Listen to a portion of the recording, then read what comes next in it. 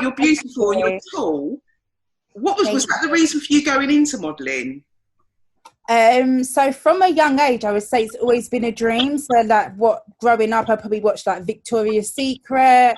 I see Naomi Campbell, and I'm just like, I want that to be me. I want that to be me. And then as times go by, you get the Jordan Dunns, you get the Leomi Andersons, and it was just more and more black models that were just breaking into the industry, that I was just like, it was like more and more like, wow, like actually I can actually do this. Because I have to say, within the modelling industry, there used to be a lot of racism, and it was very hard for black models. So I feel like now in this day and era, like anything is possible. Yeah. And how did you get into modelling? So that was your reason for wanting to be a model, but how did you actually get into it? I actually used to work in Abercrombie and Fitch when I was young, and I used to get scouted all the time on my lunch breaks. And then I got scouted to do like, if I remember correctly, I did a Britain and Ireland's Next Top Model live show. Like that was like one of my first sort of gigs. And from there, I got into freelance. I started to do African Fashion Week. I started to do London Fashion Week. I got myself a Pride, like 12-page spread. So it was just about networking, getting myself out there in the beginning, and freelance was fun and exciting. So was African Fashion Week your first job? African Fashion Week, yeah. So I did African Fashion Week first, and then after I done a live show for Britain and Ireland's Next Top Model, which I got from actually networking at African Fashion Week. That's so cool. Wow. And you started when you was 14? Yeah, I started quite young, very young. Have you had any pinch me moments whilst modelling? Like, have you thought, oh my God, this is amazing? Like any jobs that you've done? I would have to say so far I haven't had like a massive role where I've been like, oh my God. Yeah. But I have had requested castings for amazing brands that I've had walking out the casting. I'm like, oh my God, like they might choose me. I might be on this big screen. So I would say I'm getting there. I'm getting to that moment where I'll be on a job and I'm going to be like, oh my God, this is it. Yeah. Yeah, you've got it. You've got this, girl. Thank you.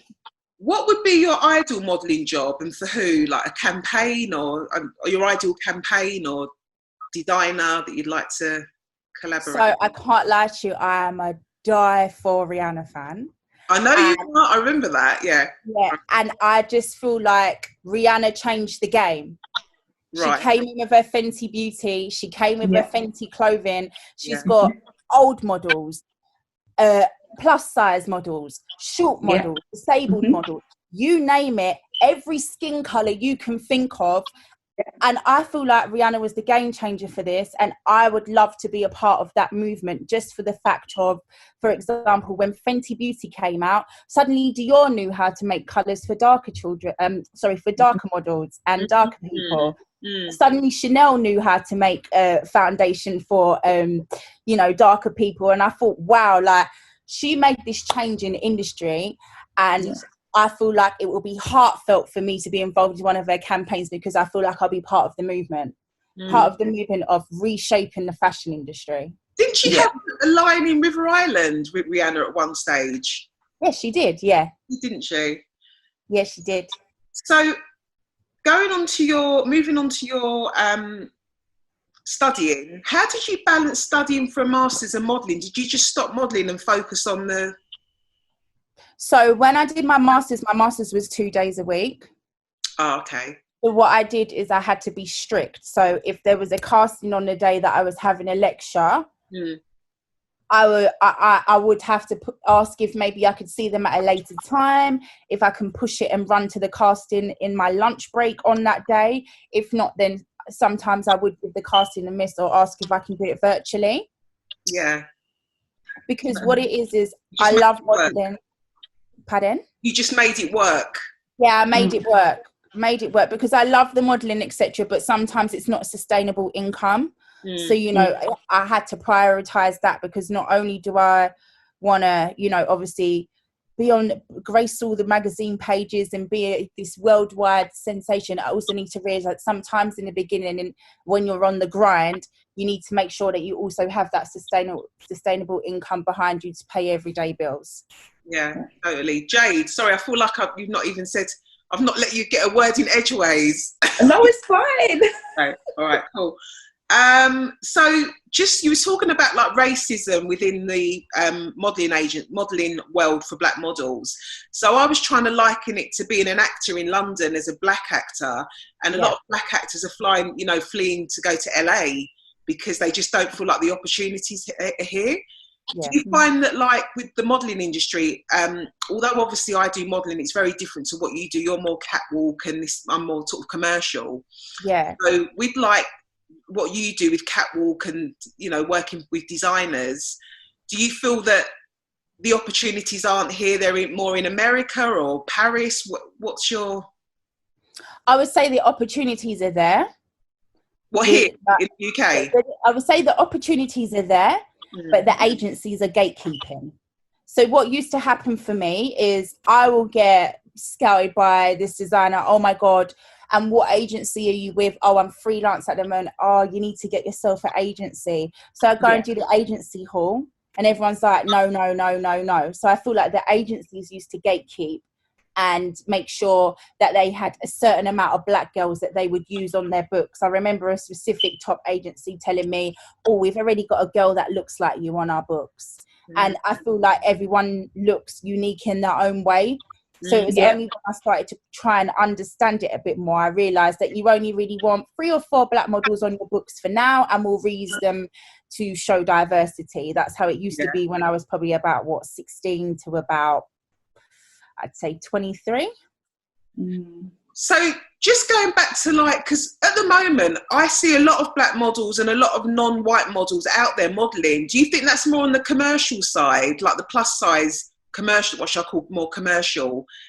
Do you think that's more on the commercial side than the catwalk side? Does that make sense? Like, I think today, in this era, there's a lot more black models. It's not just a token one black model that's on Versace or the token one black model that's walking for Dior. Black models are opening and closing these shows, and there's models, and there's black models within this, Asian models within this, Indian models within this. So I feel like the industry has changed drastically. When did you notice it had changed from when you started? In the last how many years would you say? I would say, I think it dramatically changed around about 2018, 2019. Like recent, it's very recent. It's not really something that's been around for a long time. Like, this is a new era. On top of that, you've got your social media marketing as well, that actually gets a lot of people booked on jobs as well. Like, everything's changed. It's not the same anymore. We're more with technology, we're more with diversity. Do you think there's... Yeah, go on, Jade. Do you think that there's still a long way to go, or do you think they've kind of embraced? I think they've embraced, but I feel like there is more to go, in the sense of it's the people working behind the scenes.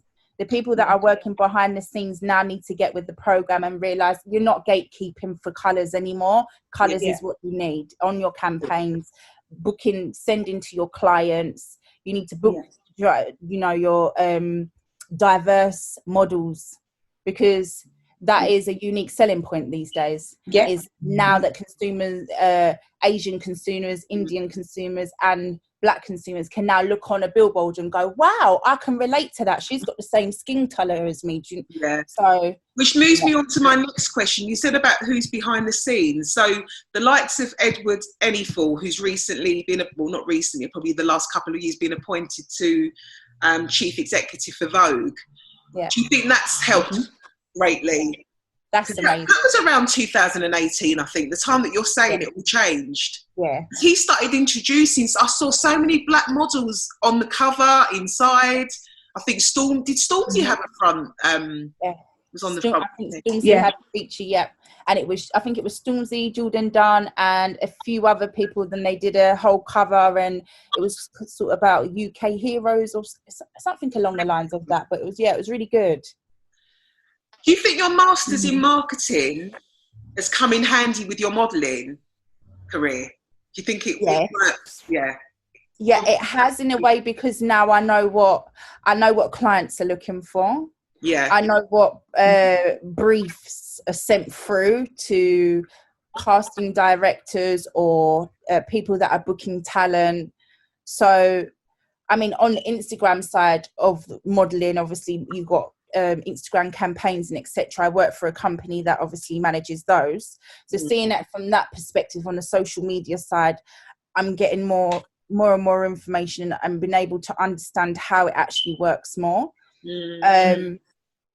On the other side of it, where it's with my agency, etc., and it's for catwalks and campaigns, etc., it's kind of similar briefs. So it all kind of fits in as a whole, because I get to understand, I know what's going on in the background and how they work. So it's a plus for me. You know your stuff. I love it. It's good. It's good. Yeah. Who inspires you? Who inspires me? Who inspires you? Anyone that inspires you? It's hard. I feel like I have a very good inspirational family, if you want me to be honest. Yeah. And I look up to people who have set the border very high. Yeah. And that's my motivation. I look at that and I think, wow, I can do the same. Wow, I had a single mum as well, and I was raised in these certain circumstances, and I can flip that and change that if I just keep going and pushing and having that positivity to, you know, achieve and make your dreams reality. Cool. What's next for you, Shanelle? What are your plans for the future? Have you got like a 5-10 year plan of what you want to be doing, where you want to be? In 5 years' time, I aim to be a household name. I love that. I love that. That's positivity for you.